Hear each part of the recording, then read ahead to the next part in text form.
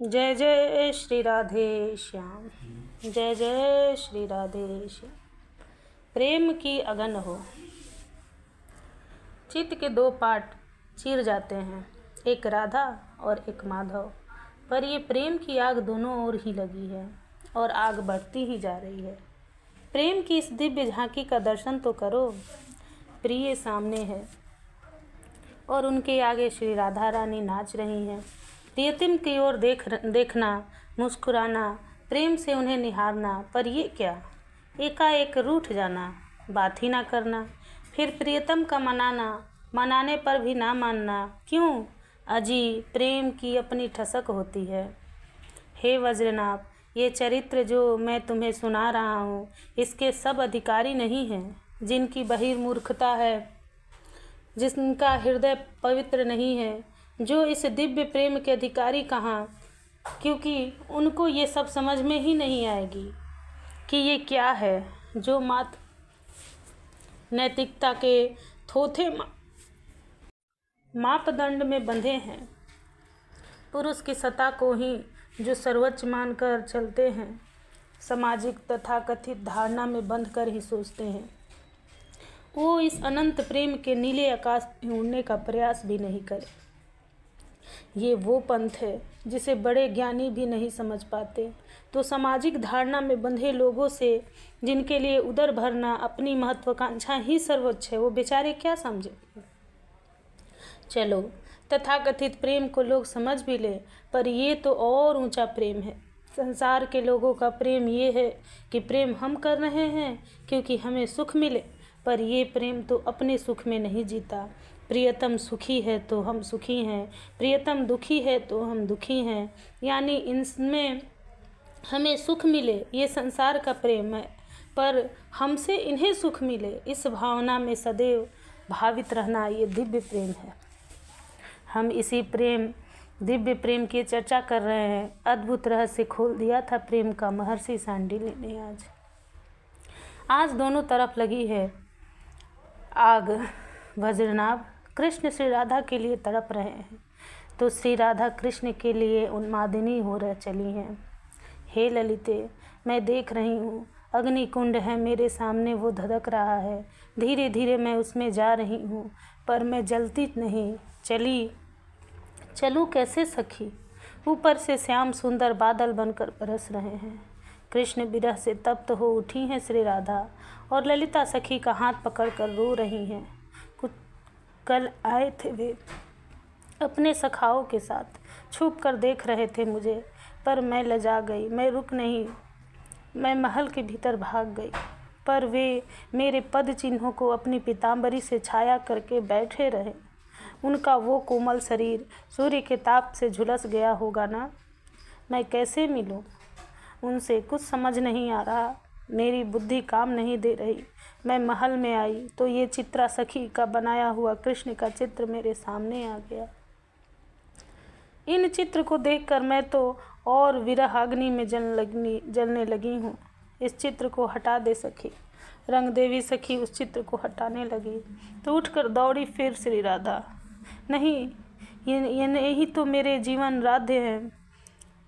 उस चित्र को लेकर अपने हृदय से लगा लिया। फिर तुम सब जाओ, अब जाओ, मैं कुछ देर एकांत में बैठूं। सखिया चली गई। मन नहीं लगा श्री राधा का महल में। बारंबार कृष्ण का वही छवि याद आ रही है। मेरे पद चिन्हों को अपनी पीताम्बरी से छाया कर रहे थे और मैं उनका मुखमंडल पसीने से नहा गया था। उफ! फिर एकाएक मन में आया, लोक लज्जा की परवाह है तुझे राधे? देख उन श्याम सुंदर को, तेरे लिए वो बरसाने में तुरंत उठी श्री राधा। और मैं भी जाऊंगी आज नंदन से मिलने। क्यों ना जाऊं, वो मेरे लिए आ सकते हैं तो। झरोखे से उतरी श्री राधा रानी। द्वार से जाती तो सब सखियाँ देख लेती, और नंद गाँव कोई दूर तो नहीं था बरसाने से। अरे ब्रजरानी यशोदा, देख कोई लाली बड़ी देर से खड़ी है तेरे द्वार पर, द्वार तो खोल दे। श्री राधा रानी चली गई थी नंदगांव, पर नंद महल के द्वार पर जाकर खड़ी हो गई। द्वार खटखटाया भी नहीं।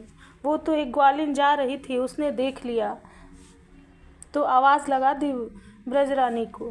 भीतर से ब्रजरानी यशोदा ने अपने लाल कन्हैया से कहा, देख कोई द्वार पर खड़ा है, जा खोल दे। ठीक है मैया।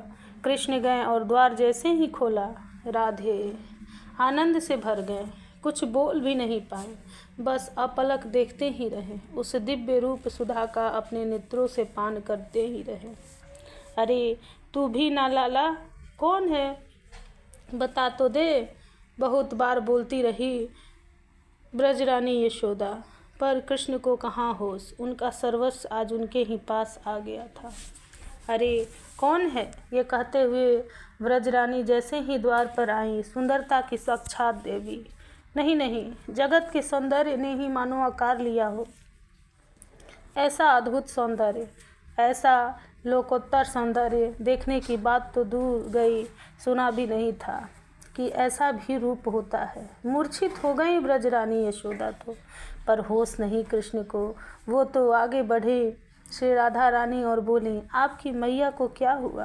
कन्हैया ने देखा मुड़कर तो महल के भीतर ब्रजरानी मूर्छित पड़ी हैं। जल का छींटा दिया तब जाकर होश आया था यशोदा मैया को। अरे बाप रे, देख कितनी सुंदर लाली है, भीतर तो बुला, बेचारी कितनी देर से खड़ी है बाहर। कन्हैया को बोली उनकी मैया, आओ ना। बड़े प्रेम से बुलाया कृष्ण ने अपने महल में। धीरे धीरे नंद महल में प्रवेश किया श्री राधा रानी ने, बड़े संकोच के साथ। किसकी बेटी हो, कहाँ रहती हो? अपनी गोद में बिठा लिया था ब्रजरानी ने और उन गोरे कपोल को चूमती हुई पूछ रही थी, बरसाने की हूँ, कीर्ति रानी मेरी मैया है। मिश्री की मधुरता भी इनकी वाणी के आगे तुच्छ प्रतीत हो रही थी। राधा नाम है मेरा, वृषभान जी की बेटी हूँ। ओह, कीर्ति रानी की राधा तुम हो? आनंद से उछल पड़ी ब्रजरानी। मैया, मैं भी बैठूंगा तेरी गोद में। कृष्ण मचलने लगे। अच्छा अच्छा, आ जा, तू इधर बैठ। एक तरफ श्री राधा रानी और दूसरी ओर अपने लाला को बैठाकर माखन खिलाने लगी। सुगंधित तेल उन काले काले श्री जी के केसों में लगाकर उन्हें संवार दिया। सुंदर लहंगा पहना दिया, ऊपर से चुनरी उड़ा दी, पायल पहना दी। ब्रजरानी ने सुंदर सा मोतियों का हार पहना दिया। कृष्ण बड़े खुश हैं, बारंबार देख रहे हैं अपलक श्री राधा को। मैं जाऊं अब बरसाने, मेरी मैया मेरी बाट देख रही होगी।